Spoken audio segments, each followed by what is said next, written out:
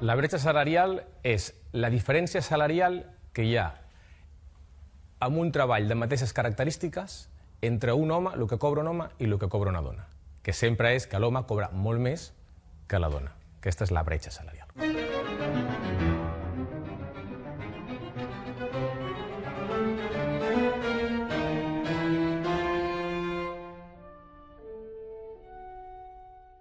La reforma laboral per nosaltres ha estat una xacra absoluta. Per què? Perquè ha apartat a milers i milers i milers de persones dels convenis col·lectius. Els convenis col·lectius són la nostra única eina que tenim des del sindicat per poder lluitar clarament per poder combatre aquesta bretxa salarial. Si uns companys o unes companyes no tenen aquesta protecció del conveni col·lectiu, malauradament poca cosa podem fer nosaltres per intentar reduir-la. Nosaltres del sector la reflexió que hem fet és que hi ha 3 pilars bàsics per intentar escurçar la bretxa salarial que hi ha entre homes i dones.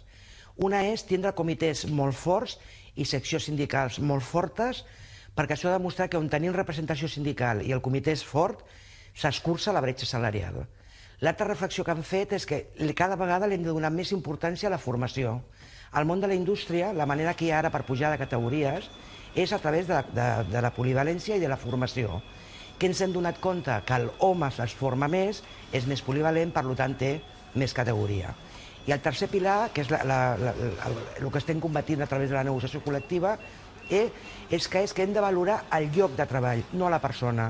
És un lloc de treball de feina la que té la categoria adherida i, per tant, si ocupa un home o una dona, serà indiferent perquè tindrà la mateixa categoria. La raó d'aquest estudi i de l'anàlisi dels 129 convenis ve donat perquè el conveni col·lectiu és l'espai natural on es creen i es reprodueixen aquestes diferències salarials. I a més perquè el conveni col·lectiu sectorial d'àmbit estatal és el conveni col·lectiu de la petita i mitjana empresa, l'eina per regular aquestes relacions laborals.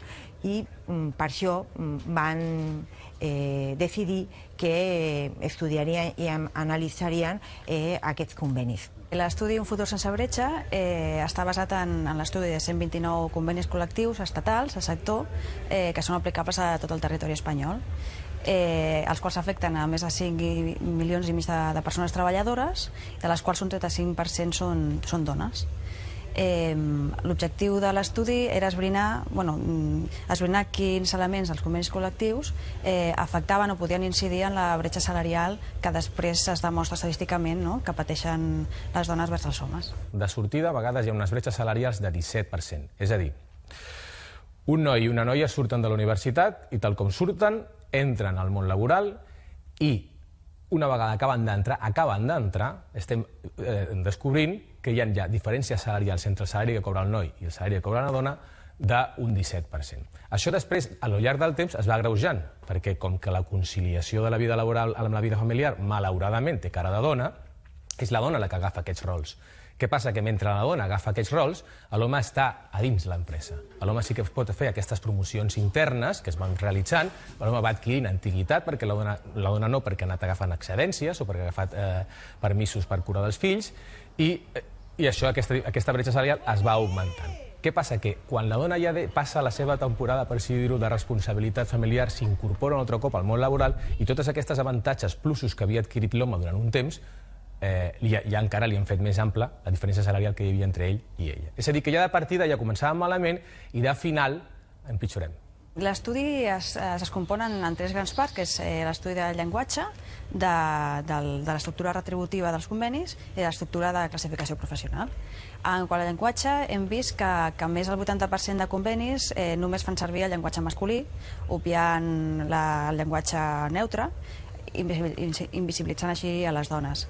Inclús hem trobat que 6 dels convenis estudiats són discriminatoris, clarament, i fent, per exemple, referència a tot en masculí, i quan hi ha una categoria professional que és típicament feminitzada com limpiador, limpiadora, llavors aquí sí que posen limpiador / limpiadora. En canvi, per exemple, director, promotor, coordinador, etc., tot en masculí. Quan una dona ocupa un lloc de molta responsabilitat, intenta imitar els rols dels homes. Intenta competir amb horaris, sense donar-se compte que ja de partida ja està partint de menys sou. El que han de fer és que les primeres que comencin a arribar han d'ampliar el camí perquè les que venim de darrere. eines específiques que hem d'introduir, que estem introduint als convenis col·lectius per tal d'erradicar aquesta bretxa salarial? Doncs en matèria de contractació, per exemple, establim mecanismes per minimitzar la contractació temporal. La contractació temporal té nom de dona, i per minimitzar també la contractació a temps parcial. No només minimitzar-la, sinó també regular-la. És a dir, que la contractació parcial no sigui un motiu de discriminació.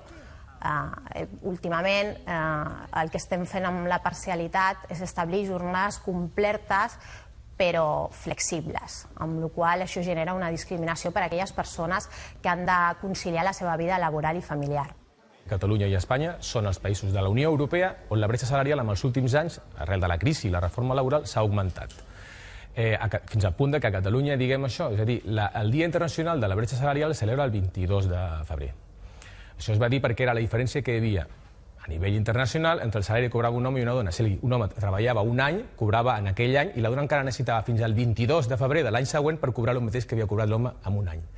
Avui, fent els càlculs percentuals, diríem que la dona hauria de treballar fins a l'1 de maig. És a dir, hauria de treballar encara 4 mesos més per cobrar el que ha cobrat l'home l'any anterior.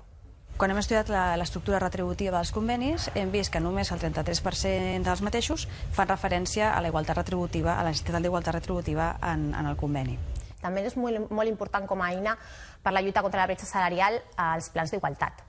I establir als convenis col·lectius la necessitat de negociar plans d'igualtats, no només el que marca la llei, en les de més de 250 treballadors i treballadores, sinó en aquelles que tenen menys de 250 treballadors i treballadores, perquè són en aquestes empreses, en les petites, on hi ha més discriminació i on existeix més necessitat d'establir mesures per tal d'evitar aquesta discriminació. Els plans d'igualtat ens donen una eina per tenir la informació necessària sobre els tipus de retribució, els complements, els tipus de contractació i, per tant, per fer un anàlisi de quina és la situació real a l'empresa i de quines són les desigualtats que n'hi ha per poder combatre'ls. Conciliar no vol dir que la dona hagi de conciliar. Concilia la parella, la persona sola que estigui a casa. La conciliació no té nom de dona. Ha de conciliar l'home i la dona. El tema de les polítiques de corresponsabilitat. Vull dir, clar, aquí hi ha el tema de qui s'encarrega del treball no remunerat, que sempre surt, però que en l'àmbit laboral després es reflecteix. En segon lloc, vam estudiar la diferència de salaris mínims i màxims base dins de les estructures retributives dels convenis, i vam veure que els convenis de sectors més feminitzats tenien major diferència salarial entre salari mínim i màxim. Això per si no vol dir que sigui una desigualtat entre homes i dones, perquè no sabem quants treballadors i treballadores estan al conveni col·lectiu, però com sabem que les dones estan ubicades en feines de menor categoria professional, podem entendre que realment és una diferència de salaris entre homes i dones, per la qual cosa és major la bretxa en aquells sectors que estan més feminitzats. El salari també sobrevalora molt aquelles condicions de treball que tradicionalment han desenvolupat els homes. I això pot crear situacions discriminatòries.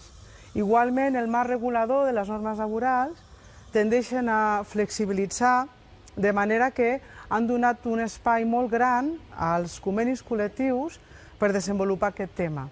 I hem observat en l'estudi que aquesta estructura salarial pateix de manca de transparència, de racionalitat. I això comporta que hi ha complements salarials que creen una diferència entre dones i homes, a vegades discriminatòria, però altres vegades senzillament per un tema de model que hi ha a la societat. No és un problema de país.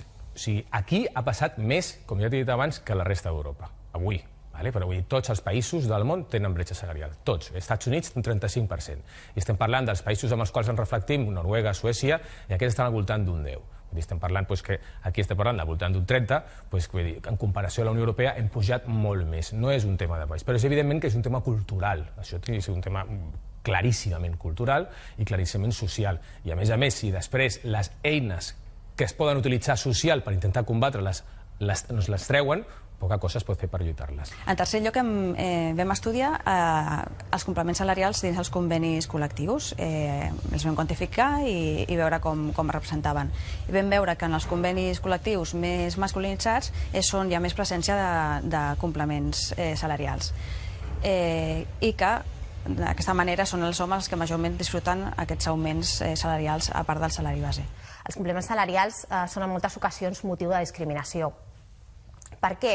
Perquè remuneren disponibilitat a la feina, perquè remuneren hores extraordinàries, perquè remuneren qualitat i quantitat en el treball, aspectes que en aquelles persones que han d'establir una reducció de jornada per motius de cuidados dels familiars o dels fills, doncs no poden accedir a aquest tipus de complement salarial, amb la qual cosa es troben en una situació de discriminació. Hem de fer una autocrítica per la dona.